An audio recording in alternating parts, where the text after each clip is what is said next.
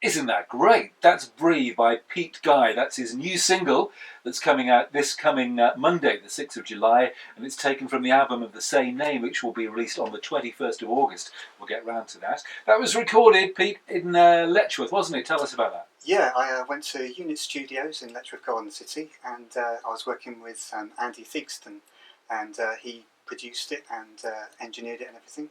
And I also had a lady called Rachel Jones playing the piano on it, and they've got a lovely real piano there at the studio. So it's got a real nice sort of acoustic sort of feel to the track.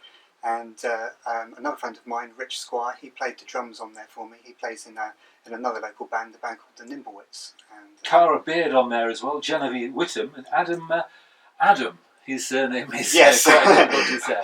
Yes, Adam Mensikowski. I think that's how you pronounce it. That sounds fantastic. I do apologise, Adam, if that's incorrect. I do apologise, Adam, for not even attempting it. What was that sort of an interesting sound towards the end of the track that appeared instrumentally? Yeah, there's it's actually got a vibraphone on that song, which is sort of just like a nice little plinky plonky sort of sound, and it just sort of adds a lot of breath of light air to the song, I think. So yeah, really nice. So you actually brought in a CD for me, which isn't out till August. Then there are 16 tracks on this CD. Yes, yeah. I've been putting that together over the last last few months really, and it's all come together. And the front cover of it is actually a model that I built. I call it the flower heart lungs.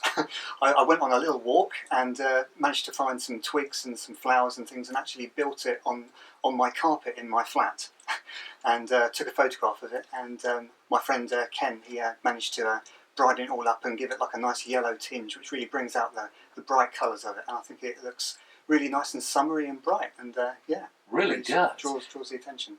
You've had sort of downloads available on your own website, and you've also had them available on iTunes and Amazon and so on. But is this the first, full CD release that you've released, Pete, or will release? It's the first sort of full-length proper album that I've done. Yeah. So like I say, the single is actually going to be available just as a download, and then the actual album is obviously here on CD, and will also be available as a download as well. So how many would you have had pressed already of the album on CD, say? Well, so far I've actually got 100 done. So I'm sort of looking to sort of then try and sort of sell those at concerts, and also people can buy them from my website when it comes out as well. So you're going to sing 2 songs live for us now here on BBC Three Counties Radio. Are they both from the album? They are indeed, yes, yeah. So, first one is? First one is a song called Houdini. This is Pete Guy, live on BBC Three Counties Radio.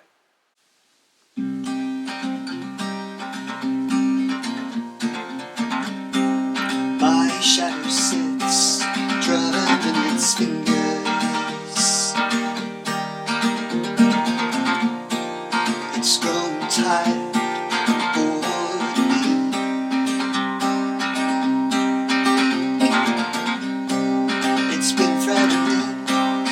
Itself off to wriggle free to a Houdini. Come on, save me, come rescue me.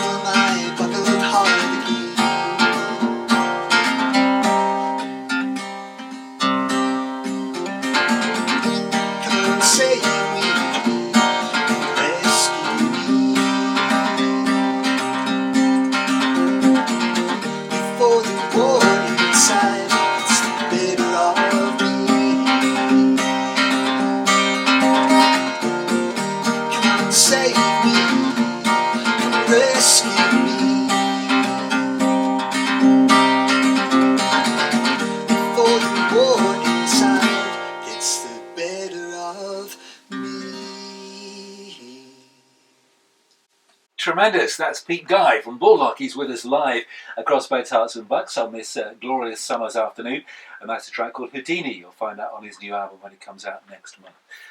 Really good. So how do you go about songwriting, Pete? Do you just sort of say, well, I'm free, I'm at home tonight, I'll get my guitar out for a couple of hours and see what happens? Is that how it is, or is it not quite that ruthless? It's probably usually, as a general tendency, I tend to write the lyrics first. So sometimes I'll kind of get like an idea for a song, and then I'll tend to sort of sit down and pick up the guitar and sort of have a play around and sort of see what sort of thing kind of sort of comes, and whether I can sort of then fit that to the tune that's sort of evolving in the song. And yeah, it sort of all then comes together like that. And often when I write songs as well, I kind of sort of come up with other parts as well that I can sort of like hear on the song as well, that I then want to sort of put in there as well. So yeah, that's obviously ideal to do in a studio, because obviously I can't play more than one thing at once. Sure. Live. So But you're making notes of observations and things that happen to you in real life as well, are you? Or